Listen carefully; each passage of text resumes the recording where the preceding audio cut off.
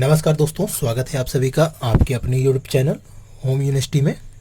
दोस्तों, जैसा कि आप सभी को पता है, हम लोग UPSSC ASO की तैयारी करवा रहे हैं, जिसमें हम लोगों ने कॉमर्स वाले पार्ट को उठाया है।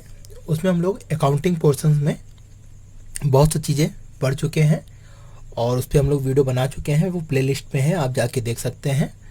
आज हम लोग का जो टॉपिक है वो है कैश फ्लो स्टेटमेंट, या हिंदी में बोले नगद प्रवाह विवरण। इससे पहले वाला टॉपिक था फंड फ्लो स्टेटमेंट, अब ये टॉपिक है कैश फ्लो स्टेटमेंट के। तो उस टॉपिक में हमने बताया था कि फंड फ्लो स्टेटमेंट में फंड क्या होते हैं और उसमें बहुत सी चीज़ें हम लोग डिस्कस किए थे, उसको आप उस वीडियो में जाके देख सकते हैं। यहाँ पे बात है कैश फ्लो स्टेटमेंट के बारे में, तो इसको हम लोग समझते हैं। उससे पहले अगर हम लोग समझें कि कैश सभी बिजनेस के लिए बहुत ही इम्पोर्टेंट है, और अगर आप अपने जीवन में देखिए तो भी बहुत इम्पोर्टेंट है। सब कैश के पीछे ही दौड़ रहे हैं, या कह सकते हैं कैश ही एक ऐसी चीज़ है जो हमारे जीवन को चलाती है। और उसी तरह व्यवसाय को भी चलाने के लिए कैश एक बहुत ही ज़रूरी आपका चीज़ है, जिससे ही व्यवसाय सही रूप से सुचारू रूप से चल सकती है। तो कैश हर व्यवसाय के लिए जब आवश्यक है, तो उस कैश के बारे में सही इन्फॉर्मेशन सबको पता होनी चाहिए।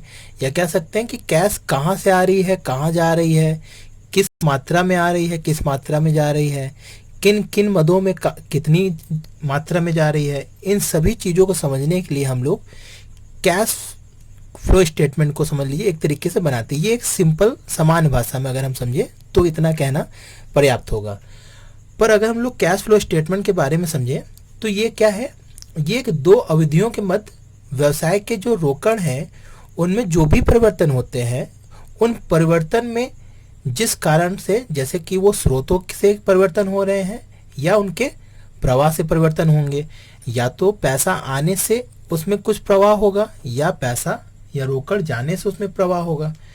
तो कहने का तात्पर्य यहाँ पे है कि जो भी व्यवसाय में कैश आएगी या कैश जाएगी, उस प्रवाह को समझते हैं हम लोग, या उसका विवरण जो हम बनाते हैं उसी को हम लोग कैश फ्लो स्टेटमेंट कहते हैं।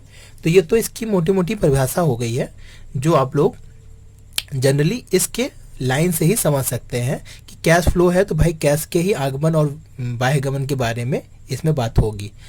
पर बात आती है कि जैसे कि हम लोग फंड फ्लो स्टेटमेंट में समझे थे, वहाँ पे कैश की बात उसके अंदर अधीन थी, और उसमें हम लोग केवल कार्यशील पूंजी के बारे में समझ रहे थे, या कह सकते हैं वर्किंग कैपिटल के बारे में ही हम लोग वहाँ अध्ययन करते हैं।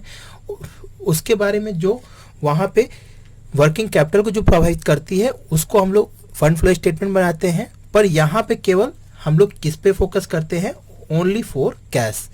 अगर कैश संस्था में आ रही है तो उसको हम लोग इसमें दिखाएंगे, अगर संस्था जा रही है तो इसमें हम लोग दिखाएंगे। सिंपल सा इसमें लॉजिक है।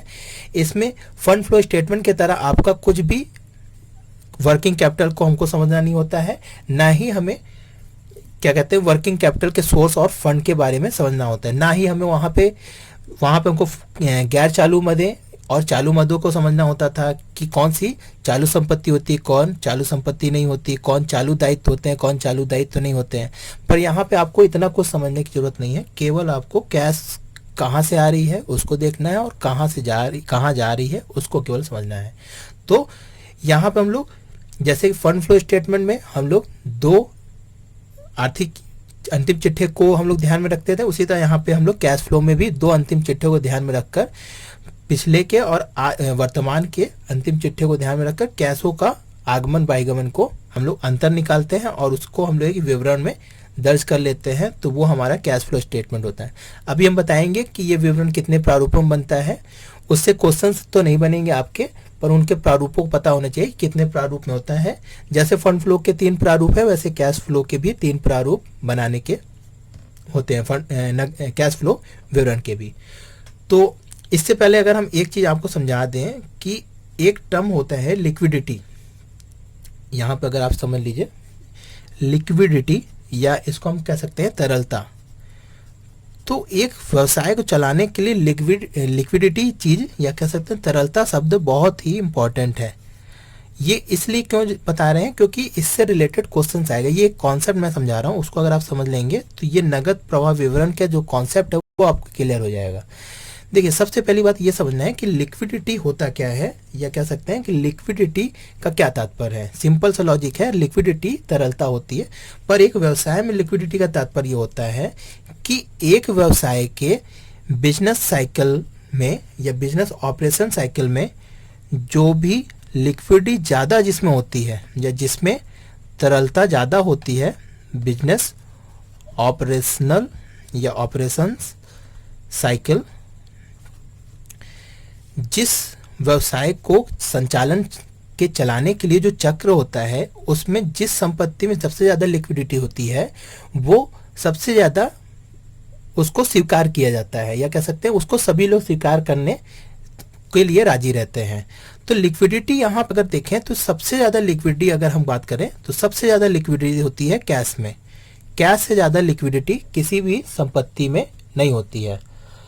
तो बिजनेस ऑपरेशन साइकिल के बारे में क्या होता है ये भी समझ लीजिए आप लोग, कि होता क्या है कि अगर हम लोग व्यवसाय करते हैं तो हम लोग कोई चीज़ प्रोडक्शन करते हैं, कोई चीज़ प्रोडक्शन की है, उस प्रोडक्शन से हम लोग क्या करेंगे, उसको सेल्स करेंगे। सेल्स करने के बाद हम लोग क्या करेंगे, उसको हम लोग किसी देनदार को देंगे या किसी भी ऐसे देंगे, या तो उधार देंगे या तो नगद देंगे। अगर नगद देंगे तो हम लोग को यहीं पे क्या मिल जाएगी, कैश प्राप्त हो जाएगी। बट अगर हम लोग उसको उधार बेचेंगे तो हमारे क्या हो जाएंगे, डेप्टर्स तैयार हो जाएंगे। अगर डेप्टर्स तैयार हो जाएंगे तो हमको तुरंत तो कुछ ना कैश मिला नहीं, यहाँ पे हम क्या होगा, उधार अगर विक्रय करेंगे तो हम डेप्टर्स बन जाते हैं, जो भी हमसे माल खरीदे वो डेप्टर्स हो जाएगा। या तो ये इसको कैश दे देगा, या हो सकता है कोई बिल्स रिसेबल्स या बिल्स आपका विनिमय पत्र दे दे, या कह सकते हैं bills of exchange they they. Bill of exchange के बारे में जानते ही होंगे कि अगर हम लोग कोई उधार विक्रय करते हैं तो वहाँ हम लोग बिल्स ऑफ एक्सचेंज लिखवा लेते हैं। अब ये बिल्स ऑफ एक्सचेंज या तो आप क्या करेंगे, किसी बैंक को देंगे, बैंक से भुनाएंगे, या तो इसको फिर कैश में कन्वर्ट करेंगे, या तो बैंक से भुना लेंगे या डिस्काउंट कर लेंगे, या तो आप को ये क्या मिलेगा, कैश मिल जाएगा। तो देखिए ये क्या हो रहा है, ये जो एक साइकिल चली है इसी को हम लोग क्या बोलते हैं, एक बिजनेस ऑपरेशनल साइकिल। तो ये जो साइकिल है इसमें देखिए कैश को यहाँ हम लोग प्रोडक्शन के लिए क्या किए, कैश में इन्वेस्ट किए, प्रोडक्ट लाए, रॉ मटेरियल लाए, अब उसको रॉ मटेरियल को हम लोग प्रोडक्शन किए, फिर उससे सेल्स किए, सेल्स में अगर नगद हुआ तो कैश मिल गया, अगर नगद नहीं हुआ तो इसके लिए इतना समय लग गया।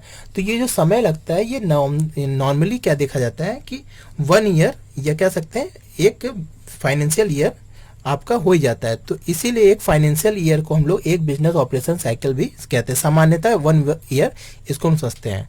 इसको समझने की क्या जरूरत थी, यहाँ पे ये समझ लीजिए कि होता क्या है कि बिजनेस ऑपरेशन साइकिल्स में लिक्विडिटी एक बहुत ही इंपॉर्टेंट चीज़ होती है। अगर बिजनेस ऑपरेशन चलाने के लिए हमारे पास लिक्विडिटी अच्छी नहीं होगी, अगर हमारे पास देनदार ज़्यादा होंगे तो हमारी कैश की मात्रा कम हो जाएगी, जिससे और व्यावसायिक गतिविधियां रुक जाती हैं।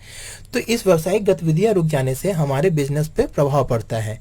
तो इन सभी चीज़ों को हम लोग कम करने के लिए लिक्विडिटी किस पे निर्भर ज़्यादा करते हैं, कैश पर, या कह सकते हैं कि हम लोग कैश पर ज़्यादा ध्यान देते हैं। तो यहाँ पर नगद प्रवाह विवरण में हम लोग इसको क्यों समझे, ये समझ लीजिए कि हम लोग नगद प्रवाह विवरण में यही चीज़ ध्यान देते हैं या इसी उद्देश्य से बनाते हैं, क्या हमारे देनदार ज़्यादा तो नहीं हो रहे हैं, क्या हमारी जो आगमन है वो कैश वो कम तो नहीं है, हमारा पैसा कहीं फंस तो नहीं रहा है, या कह सकते हैं लंबे समय तक मेरा कैश कहीं अटका तो नहीं है। अगर आप स्टॉक ज़्यादा खरीद लेंगे तो भी आपका पैसा क्या होगा, स्टॉक में फंसा रह जाएगा। अगर आप उधार ज़्यादा विक्रय कर दी तो भी आपका स्टॉक में क्या कहते हैं देनदार या डेप्टर्स में आपके पैसे फंस जाएंगे, या आप बहुत ज़्यादा फिक्स एसेट में पैसा लगा दिए तो भी आपके कैश क्या हो जाएंगे, फंस जाएंगे। तो इन सभी चीज़ों को हम लोग समझने के लिए कैश फ्लो स्टेटमेंट बनाते हैं। तो आशा करते हैं ये चीज़ आपको समझ आ गई होगी कि क्या होता है लिक्विडिटी, क्या होती है बिजनेस ऑपरेशन साइकिल। तो इस तरीके से हम लोग ये आपका एक नगद प्रवाह विवरण को किसी उद्देश्य से बनाते हैं। ये उद्देश्य समझने के लिए हमको ये चीज़ जानना जरूरी था। अब अगर हम लोग बात कर लेते हैं कि फंड फ्लो स्टेटमेंट के में हम लोग क्या चीज़ सोर्स में रखते हैं, या कह सकते हैं कैश फ्लो स्टेटमेंट में कहाँ से कैश आती है और कहाँ कैश जाती है, इसको समझ लेते हैं। तो सबसे पहले अगर हम लोग देख लें कि सोर्स ऑफ फंड या sorry source of cash, fund तो हम लोग उससे पहले पढ़ चुके हैं, सोर्सेस ऑफ आपके कैश, कि वास्तव में हम लोग को कैश कहाँ कहाँ से प्राप्त होती है, स्रोत, या हिंदी में कह दें रोकड़ के स्रोत, रोकड़ या नगद या कैश जो भी कहिए, रोकड़ के स्रोत। तो हमें कहाँ कहाँ से कैश मिलती है एक बिजनेस को। हमें से तात्पर्य यही होता है कि हम लोग एक बिजनेस खुद को मान के चलते हैं। आप जब भी कोई चीज़ टॉपिक पढ़ा करिए कॉमर्स में, तो आप एक खुद बिजनेसमैन होके पढ़ा करिए या एक व्यवसाय होके पढ़ा करिए। तो अच्छा, यहाँ बात कर लेते हैं सोर्स ऑफ कैश का क्या तात्पर्य है, रोकड़ का स्रोत बिजनेस में कहाँ कहाँ से होता है। तो सबसे पहला ही होता है कैश ऑफ, या सॉरी कैश फ्रॉम ऑपरेशनल या कैश फ्रॉम ऑपरेशंस। ये क्या चीज़ है, इसको हिंदी में बोलें तो संचालन से रोकड़ की प्राप्ति, संचालन से रोकड़ प्राप्ति। ये क्या चीज़ है संचालन से रोकड़ प्राप्ति का। तो जैसा कि हमने यहाँ देखिए बिजनेस ऑपरेशन साइकिल है, तो ये ऑपरेशन है केवल यहाँ का। तो ये क्या चीज़ है संचालन से रोकड़ प्राप्ति। होता क्या है कि हम लोग जो भी व्यवसाय चलाते हैं उसके संचालन से हमें कुछ ना कुछ प्राप्ति होती है। अगर हम कोई प्रोडक्शन कर रहे हैं प्रोडक्ट का, तो उसको बेच के हमको कैश मिलेगी। अगर हम कोई सर्विस दे रहे हैं तो उस सर्विस को दे के हमें कैश मिलेगी। नॉर्मली आप जिस भी बिजनेस में होंगे उस बिजनेस के ऑपरेशन करने से ही हमें क्या होती है, कैश की प्राप्ति होती है। तो सिंपल सा लॉजिक है, जो भी व्यवसाय होगा जिस भी नेचर का होगा उस नेचर के अकॉर्डिंग हमें कैश का प्राप्ति होती है।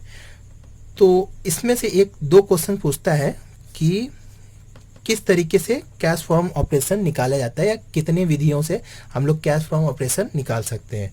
तो इससे क्वेश्चन कभी कभी पूछा भी है। तो इसका सबसे पहला मेथड होता है सेल्स मेथड और दूसरा होता है आपका नेट प्रॉफिट मेथड। दो तरीके से इसको निकाला जाता है। ये कैसे निकाला जाता है अभी हम इसके बाद में चर्चा करेंगे। पहले हम लोग समझ लेते हैं कहाँ कहाँ से सोर्स होते हैं। तो इसके कुछ फॉर्मूले इसको भी हम लोग अभी बाद में देखते हैं। दूसरा टॉपिक अगर हम लोग देखें कि कहाँ से आपका सेल कहते हैं कैश मिलता है, तो दूसरा टॉपिक क्या है, कहाँ से हमें कैश मिल सकती है। अगर हम कोई संपत्ति क्या करें, बेचें, सेल्स ऑफ फिक्स एसेट्स। अगर हम लोग कोई स्थायी संपत्ति बेचेंगे तो हमें वहाँ से क्या होगा, विक्रय करेंगे तो हमें क्या मिलेगा, कैश मिलेगा। अगर हम लोग कैश में बेचेंगे तो ही, अगर नगद में बेचे तो ही, तभी हम उसको रोकड़ का स्रोत बोलेंगे। अगर हम लोग कैश में नहीं बेच रहे हैं तो वहाँ पे हम लोग कहते हैं स्रोत नहीं मानेंगे, या कहते हैं नगद में नहीं बेचा गया तो उसको हम लोग स्रोत नहीं मानेंगे। दूसरा क्या टॉपिक है, दूसरा क्या पॉइंट है, issues of share and debenture, share and debenture, issues of share of debentures. तो ये क्या चीज़ है, और ये भी ध्यान दीजिएगा फॉर कैश, अगर कैश की प्राप्ति के लिए हम लोग किए, होता क्या है कभी कभी शेयर्स हम लोग एसेट्स को भी प्राप्त करने के लिए करते हैं, या डिबेंचर को एसेट्स प्राप्त करने के लिए, संपत्ति खरीदने के लिए भी हम लोग क्या करते हैं, शेयर इशू करते हैं। तो उसको हम लोग कंसीडर नहीं करेंगे सोर्स ऑफ कैश में। केवल हम लोग जब कैश शेयर को इशू करके कैश प्राप्त करते हैं तभी हम लोग इसको कंसीडर करते हैं। अगर नेक्स्ट पॉइंट देख ले, चौथा पॉइंट, तो फिर हो गया आपकी सब्सिडी वगैरह, जो भी सब्सिडी ग्रांट्स या ग्रांट्स हो गया, जो भी हमें कहाँ से मिलता है, फ्रॉम गवर्नमेंट से। कभी कभी गवर्नमेंट हमें व्यवसायों को बढ़ाने के लिए कुछ सब्सिडी देती है या कुछ आपको ग्रांट्स देती है, तो वो भी एक क्या होगा, कैश का स्रोत होता है। तो उसको भी हम लोग कंसीडर करते हैं किसमें, सोर्स ऑफ कैश के अकॉर्डिंग। अगर अब हम लोग बात कर लें नेक्स्ट पॉइंट, तो एक होता है आपका रिफंड फ्रॉम अनएक्सपेक्टेड या अदर्स इनकम, कोई भी ऐसी इनकम जो आप रिफंड के थ्रू पाते हैं, जैसे कि आपका इनकम टैक्स रिफंड हो गया, कोई पेनल्टी थी वो रिफंड हो गई, तो वो सब हो गया। और क्या हो गया, कैश डिविडेंड, अगर कहीं आप पैसा लगाए हैं उसमें से आपको किसी शेयर में पैसा लगाए हैं तो उससे डिविडेंड अगर प्राप्त हो रहा हो, या हम लोग कह सकते हैं आपका इंटरेस्ट ऑन इन्वेस्टमेंट, ये क्या चीज़ है? अगर हम लोग कोई डिवेंचर्स लिए हैं या कोई विनियोग किए हैं तो उससे अगर हमको इंटरेस्ट मिलता है कैश में, तो उसको भी हम लोग क्या करेंगे, इसी में कंसीडर करते हैं। तो ये तो हो गए आपके सोर्स ऑफ कैश कि हमें कहाँ कहाँ से एक बिजनेस को कैश मिलते हैं और किन स्रोतों से हम लोग रोकड़ की प्राप्ति करते हैं। अगर हम लोग यहाँ बात कर लेते हैं कि एप्लीकेशन ऑफ कैश, कि कहाँ कहाँ हम लोग का कैश यूज होता है, तो इसको भी अगर हम लोग यहाँ पे देख लेते हैं पॉइंट, आशा करते हैं दिख रहा होगा। पहला पॉइंट अगर हम लोग एप्लीकेशंस में देख लें कि किन किन जगहों पर हमारा पैसा लगता है, तो सबसे पहला ही है कैश लॉस फ्रॉम ऑपरेशन। कभी कभी होता क्या है कि आपके संचालन में ही कैश का लॉस हो जाता है, जैसे कि बैड डेट्स हो गया, या बैड डेट्स कह रहे हैं कि कोई पैसा था वो हमारा प्राप्त ही नहीं हुआ, तो वो लॉसेस हो गए। और अगर दूसरा पॉइंट कर लेते हैं तो कैश का एप्लीकेशन कहाँ होता है, जैसे कि हम कोई चीज़ परचेज कर लें, परचेज ऑफ फिक्स एसेट्स, तो वहाँ पे क्या हो जाता है, हमारे पैसे जाते हैं। तो रोकड़ में अगर हम लोग खरीदते हैं तो वहाँ पे एप्लीकेशन हो जाता है पैसे का, नगद। फिर अगर बात कर लेते हैं कंटीजेंट पेमेंट, कोई ऐसा आकस्मिक पेमेंट आ गया जो हमें देना पड़ जाए, तो ये सब चीज़ें आपकी क्या हो जाती हैं, सोर्स में हो गई, अरे एप्लीकेशन में हो गई। फिर टैक्स देना हो गया, ड्यूटी देनी हो गई, या आपके पेनल्टी वगैरह देनी हो गई, तो ये सब चीज़ें आपकी किस में आ जाती हैं, एप्लीकेशंस में आ जाती हैं। तो कुल मिला के आपका ये चीज़ें थी कि कहाँ से पैसा आता है और कहाँ कहाँ पैसा लगता है, और ये बनाने का मकसद क्या होता है, उद्देश्य क्या होता है, इतनी चीज़ें हम लोग समझ लिए हैं। इसमें एक आखिरी चीज़ जो हमने बताया था कि कैश फ्रॉम ऑपरेशन हम लोग कैसे निकालते हैं, इसको हम लोग समझ लेते हैं कि कैश फ्रॉम ऑपरेशन हम लोग कैसे कैलकुलेट करते हैं। तो हम लोगों ने सबसे पहले ही देखा था कि कैश फ्रॉम ऑपरेशंस निकालने के लिए हम लोग दो विधि हमने बताया। पहली विधि थी आपकी सेल्स मेथड। तो सेल्स मेथड से हम लोग कैसे निकालते हैं ये समझ लीजिए। तो इस मेथड में हम लोग क्या करते हैं कि अगर हम लोग कोई भी चीज़ सेल्स करते हैं तो हम लोग क्या होगा, सबसे सिंपल सा लॉजिक कि अगर हम कोई चीज़ नगद सेल्स कर रहे हैं, कैश फ्रॉम सेल्स, तो उसमें हम लोग क्या क्या चीज़ घटा दें। सबसे पहली चीज़, हम लोग अगर कोई चीज़ कैश में परचेज करते हैं, अगर हम सेल्स कर रहे हैं तो जाहिर सी बात हम रॉ मटेरियल भी परचेज करेंगे, तभी उसको हम लोग प्रोडक्शन करेंगे। और फिर उस प्रोडक्शन में क्या होता है, डायरेक्ट खर्च होते हैं, जितने भी आपके कैश ऑपरेशंस होते हैं, जिसे हम लोग इनडायरेक्ट ना करके डायरेक्ट एक्सपेंसेस ही कहते हैं। तो कैश ऑपरेशन वो चाहे डायरेक्ट में हो या इनडायरेक्ट में हो, उन सभी चीज़ों को हम लोग यहाँ पे कंसीडर करते हैं। तो ये क्या होता है, सेल्स मैटर होता है। इसके थ्रू हमारा एक्चुअल कैश कितना हमारा सोर्स में आया, मिल प्राप्त हुआ, वो हमें पता चल जाता है कि कितने का हमने सेल्स किया कैश में, और कितना हमने परचेज किया था, और कितना हमने कैश ऑपरेशन एक्सपेंसेस में लगाया। तो इस तरीके से आपका सेल्स मेथड से हमारे कैश फ्रॉम ऑपरेशन पता चल जाता है। दूसरा मेथड हमने बताया था नेट प्रॉफिट मेथड।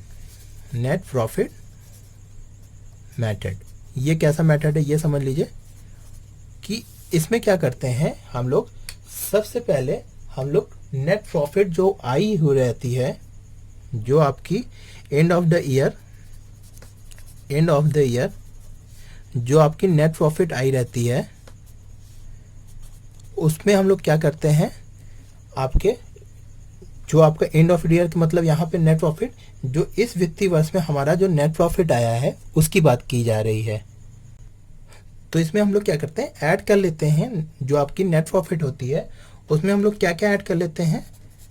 पहली चीज़ होती है जो भी आपकी नॉन कैश होती, जो नॉन कैश आइटम्स या एक्सपेंसेस होते हैं, non cash items of expenses होते हैं, उसको हम लोग ऐड कर लेते हैं इस नेट प्रॉफिट में।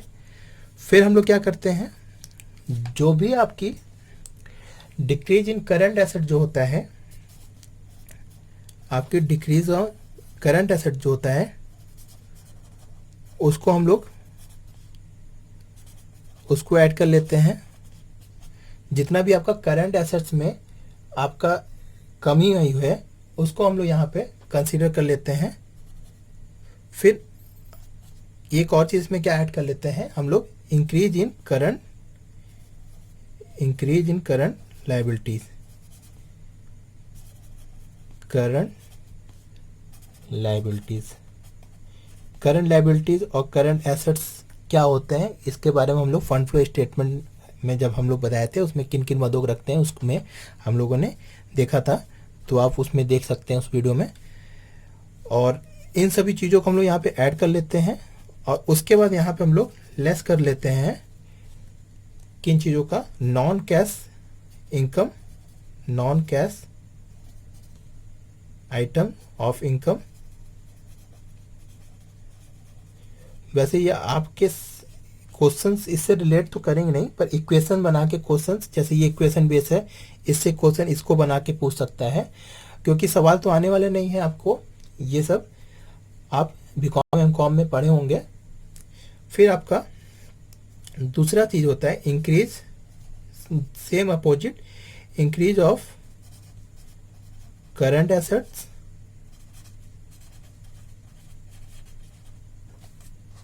इंक्रीज ऑफ करंट एसेट्स और डिक्रीज ऑफ करंट लायबिलिटीज। तो इन सभी को ऐड करके इसमें से हम लोग क्या कर देते हैं, लेस कर देंगे। तो जो भी आपका आएगा वो क्या आ जाएगा, कैश फ्रॉम ऑपरेशन। तो ऐसा करते हैं, समझ में आ गया होगा कि ये नेट प्रॉफिट मेथड में क्या करते हैं, एंड ऑफ द ईयर जो भी नेट प्रॉफिट होता है उसमें नॉन कैश आइटम के जो एक्सपेंसेस हमने किए होते हैं, जो हम कैश में नहीं किए हैं, उसको हम लोग क्या करते हैं, यहाँ एक्सपेंसेस को जोड़ देंगे। और जो डिक्रीज ऑफ करंट एसेट, जो भी करंट एसेट में कमी आई होती है उसको यहाँ पर हम लोग जोड़ देते हैं, और जो भी करंट लायबिलिटी में वृद्धि होती है उसको यहाँ जोड़ देते हैं। और फिर लेस क्या कर देते हैं, non cash item of income, जो भी हमें इनकम नॉन कैश में हुई है उसको ऐड करते हैं, पर ये लेस वाला आइटम है, इसमें ध्यान दीजिएगा, वास्तव में इसमें हम लोग इसको घटा ही रहे हैं, पर एक साथ हम लोग इसको जोड़ के डायरेक्ट घटा देते हैं। फिर इंक्रीज ऑफ करंट एसेट, जो भी करंट एसेट में इंक्रीजमेंट होती है उसको लेस कर देते हैं, और डिक्रीज ऑफ करंट लायबिलिटी उसको हम लोग लेस कर देते हैं। ये ओवल और तो ऐड किए हैं, ध्यान दीजिएगा, कंफ्यूज ना होइएगा, इन तीन मदों को हम लोग ऐड किए हैं, फिर इसमें से हम लोग लेस कर दिए हैं, ये ध्यान दीजिएगा। इन तीनों को हम लोग यहाँ ऐड कर लिए एक साथ, और फिर इसमें से जो आया था उसमें हम लोग लेस कर देंगे, तो हमारा कैश फ्रॉम ऑपरेशंस पता चल जाता है। तो ये कुल मिला के आपका सेल्स मेथड था और नेट प्रॉफिट मेथड था कैश फ्रॉम ऑपरेशंस निकालने के लिए। तो आज हम लोगों ने कैश फ्लो स्टेटमेंट के बारे में समझ लिया। इसमें से मुख्यतः कोई क्वेश्चंस जनरली बनते नहीं हैं, जो भी क्वेश्चन बनेंगे वो आपका फंड फ्लो स्टेटमेंट से ही बनेगा, वो आपका इंपॉर्टेंट है, उसको जरूर आप लोग अच्छे से देख लीजिएगा फिर से एक बार। और उसमें क्वेश्चंस हम लाने वाले हैं इन दोनों का एक साथ, और आपका फाइनल अकाउंट के भी क्वेश्चंस हैं। तो हम लोग अकाउंटिंग के पूरा क्वेश्चन तैयार कर रहे हैं, हम लोग धीरे धीरे उस क्वेश्चन को भी सॉल्व करेंगे और वहाँ से रिलेट करके चलेंगे, तो आपको चीज़ें और अच्छे से समझ में आएंगी। तो आशा करते हैं आज ये चीज़ समझ में आ गई होंगी। आगे भी हम लोग टॉपिक को सिलेबस के अकॉर्डिंग चलते रहेंगे। तो वीडियो को ज़्यादा से ज़्यादा शेयर करिए और चैनल को सब्सक्राइब करिए और बेल आइकन को जरूर दबा दीजिए दोस्तों, जिससे कि आपको नोटिफिकेशन मेरे वीडियो का समय समय में मिलता रहे। तो आज के लिए इतना ही दोस्तों, जय हिंद, जय भारत।